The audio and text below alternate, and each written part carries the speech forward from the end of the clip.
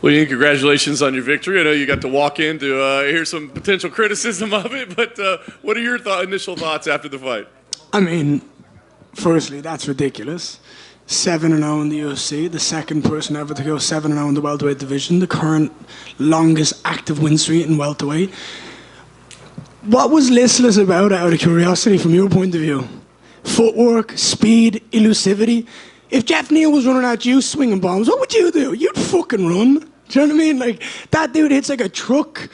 My job is to make him miss and to counter. My job is to upset his rhythm, upset his footwork, and find avenues to take advantage of his mistakes. That was the best Jeff Neal we've seen today. He didn't bite on feints. He didn't bite on reactions as well as he normally did. And he hits like a truck. Do you know what I mean? The truth is, he slowed the fight down and grappled because he wasn't happy with the striking he was having. He slowed the fight down and tried to grapple and take me down. Another person who couldn't. And the truth is, my speed and my accuracy and my footwork, it just tricks people. And they're just on the end of my rope, and I just pull them in and I take advantage of them. So, look, say what you want, have whatever opinion you want. My hand got raised. I'm breaking records again. I'm doing what I do, and I'm still not done. I've got so much time to go, so yeah.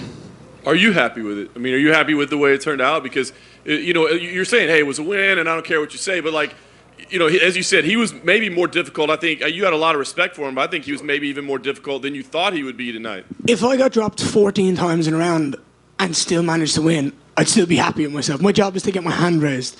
If I went out there and got beaten for 14 minutes and I knocked him out, I'm still happy I got my hand raised. I am my harshest critic.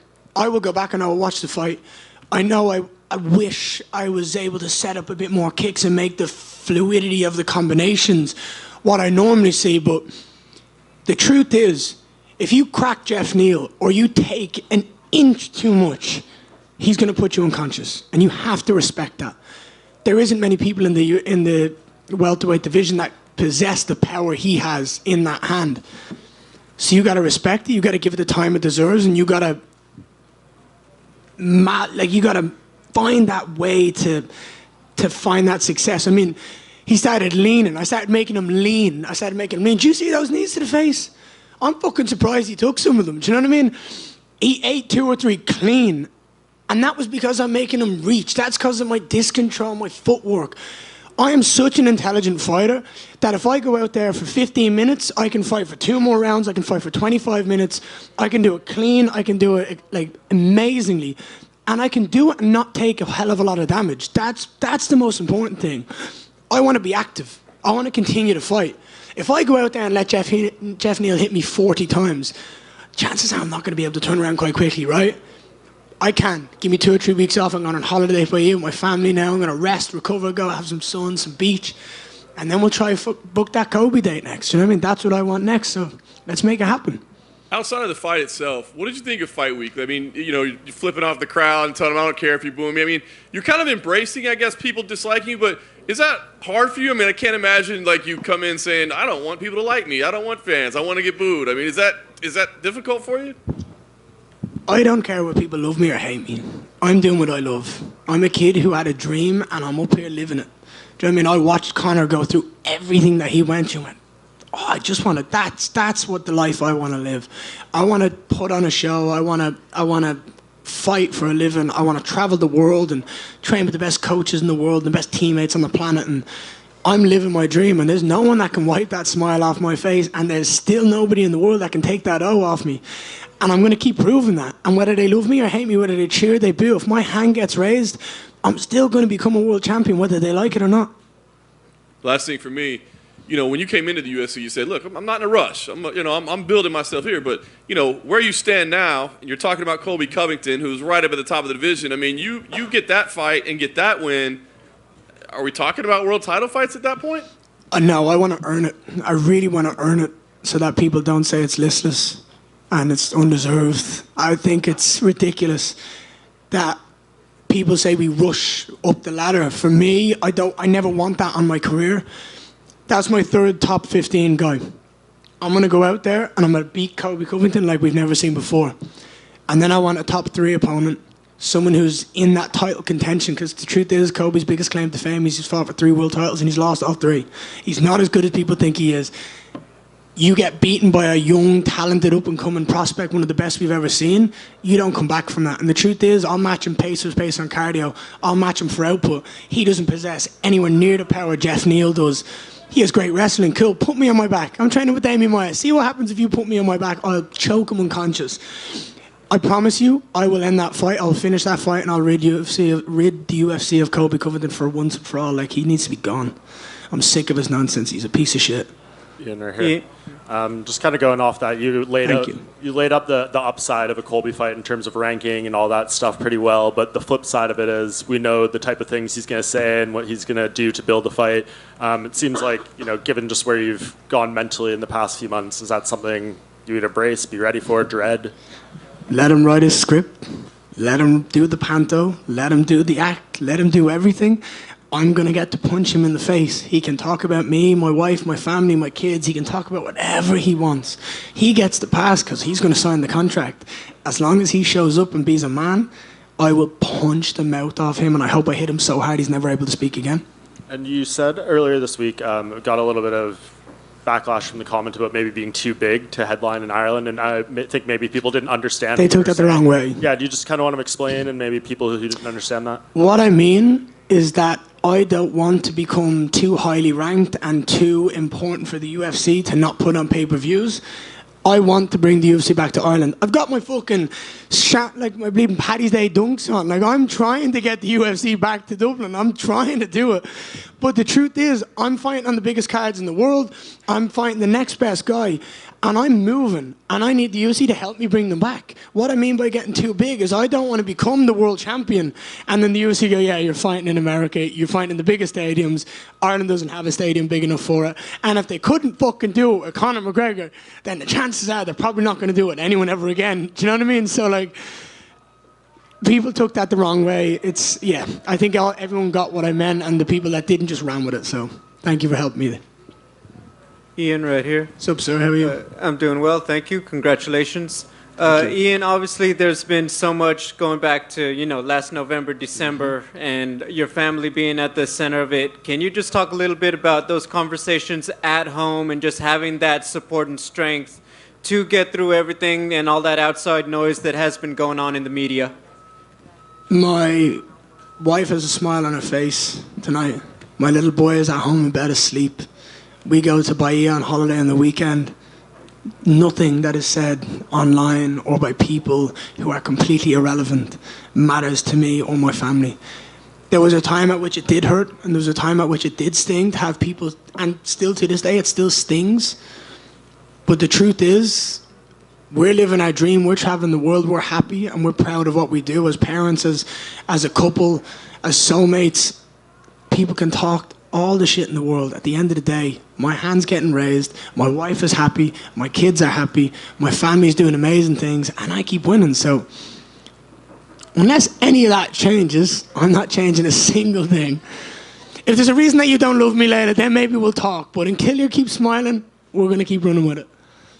And then can you walk me through a little bit? You're in the back, you're obviously getting ready. You know the crowd is probably going to make some noise again when you get out there. Just what's going through your mind when you finally go through that curtain?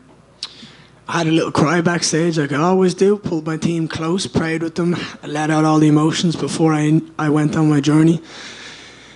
Let it all out, let the tears flow. Thank the Lord for the power I possess, the ability I possess. Asked him to give me his speed, and boy did he give it to me. I was fast tonight, I was elusive tonight. The amount of videos you could chop up of Jeff swinging and missing tonight is impressive. I'm just very grateful to have the people around me I have, to be able to make the walk so actively and so consistently. The truth is, had I fought had I not gotten pneumonia, I would have fought fucking 5-6 times in the last 12 months. There isn't people like me in this sport that's active. I'm going to turn around and make this Colby fight as soon as I possibly can on the biggest card I can. And after that, I'm going to go towards the end of the year and get another big opponent. I've done too many fights that people can't keep up. I'm 7-0 in the UFC. Do you know, the second guy ever to go 7-0 after Kamaru Usman. So say what you want about my performances, say what you want about me, the speed, the power, the intelligence, everything is there. And I'm just going to keep that proving that I am right, that I'm going to get that belt wrapped around me, I'm going to do it my way, and I'm going to have a smile on my face when it gets there. Appreciate you. Ian, just curious, whose idea was it to use Layla as a walkout song tonight? Layla has been my walkout song for the last 4 or 5 songs now, 4 or 5 fights. And the reason behind it is because I love that woman. And when I fight, it's to make sure that she knows that I love her and everything's going to be okay. And I'm going to go out there and I got that. But more than ever tonight, it meant so much to know that I'm playing her song to all these fucking dickheads in the stands who are booing her and saying shit. Truth is, she's the only person that matters in that stadium at that time. I want to put a smile on her face, and I love her. She's my wife. I've got a name tattooed on my body. She's the mother of my child. I don't care what people have to say. She's got a smile on her face. She enjoys the show. That's all that matters.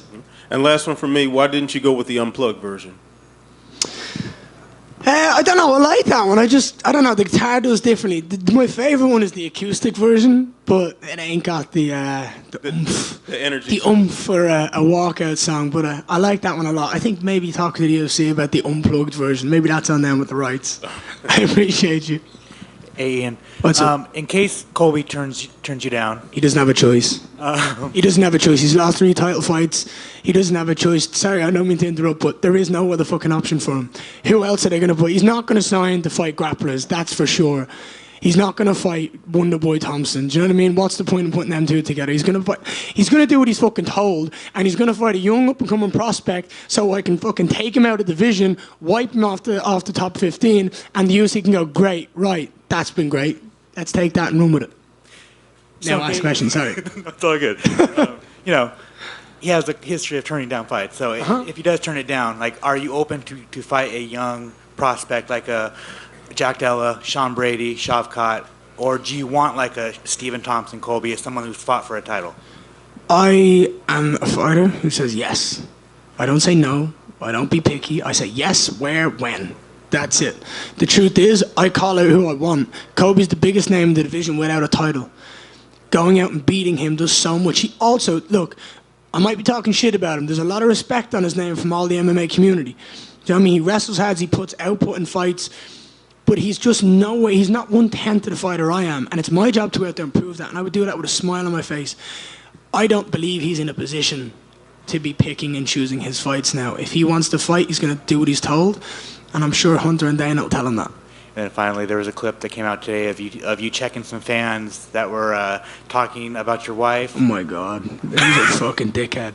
He said, "Get that crazy lady out of your car." I told the guy to stop the fucking car. Come over and say that to her face. He folded. People, honestly, it happened today. I'm not going to mention names or who it did, but someone fucking said something to me outside, and I just was like, "Oi, get the fuck back here. Talk to me. Calm down." When you put someone on the spot and you call them out for the shit they've said, they crumble. It's like you can see the masculinity in them go, "Oh, I fucked up and now he's going to hurt me." Like, it just changes. When you call people out, we've all seen it, whether it's a boss at work or, a child who knows they fucked up and they go, "Uh-oh," and they look at you. It's like, you can see it in people's eyes. When you call people out for the shit they say, you need to. Do you know what I mean? Justice is important. That guy needed it. He was a fucking arsehole. Sorry for my language. Over here. Obviously, this fight week, you were kind of welcomed as like the villain of that fight. So are you going to embrace this role going forward, or is it just something that doesn't really cross your mind? I couldn't care less. I have a smile on my face. I'm a happy, proud man. I don't care what people are saying. I don't care what the noise is. I'm going to do my job. I'm going to show up. I'm going to make weight. I'm going to fight. I'm going to get my hand raised. And that's all that matters to me, man. I genuinely can't get that across enough. Awesome. And obviously, you fought Vegas, Charlotte, Boston, MSG, now California. Which has been your favorite place and why? Really, I genuinely love California. I think the weather, it's not too hot, it's not too cold. It's got the beach, it's got the green, I like golf, it's got some really good golf courses. It's just been a really, really calm, peaceful city to be in, and I'm very happy that we got to experience it. That's one thing that I love to do about traveling the world. I knew the travel would come, and now the success is coming, the travel's getting greater, and I get to experience many, many places and different cultures, and I love it. And I saw that you had those dunks on. Are you a big shoe head or sneakerhead or not? I'm getting more into it. I'm getting my little collection on, but I'm getting there. I like them a lot. I need to get more knowledgeable on them though. Congratulations. Appreciate you, man. Ian, as a fellow vegan, what is your post-fight celebratory meal looking like? I'm going to go find a nice vegan pizza. I'm going to chill out. I'm going to eat it. The truth is, veganism has changed my game. It's given me the ability to be that fresh in the third round and keep that moving, keep that speed, and do everything I'm doing. So, yeah, I'm going to keep running with it. I'm going to keep doing it. And I genuinely believe it means all the world to me for success. And the way in which I cut weight because of the vegan diet means that I'm more hydrated and I can take those shots from a Jeff Neal. I can absorb those shots and I can recover so quickly. And that's genuinely the most important thing to me. Health is everything. Have you had any good vegan food here in LA? I know there's a lot of good spots here. No, I had my nutritionist here, and he makes all my meals for me. He looks after me. He protects me. He makes sure that I've got the immune system during fight week when people normally get sick and they drop. Obviously, after the last fight, we had to make sure of that. But we just made sure that everything was spick and span, A1, and we just looked after ourselves and do what we do best. Appreciate you guys. Thank you so much.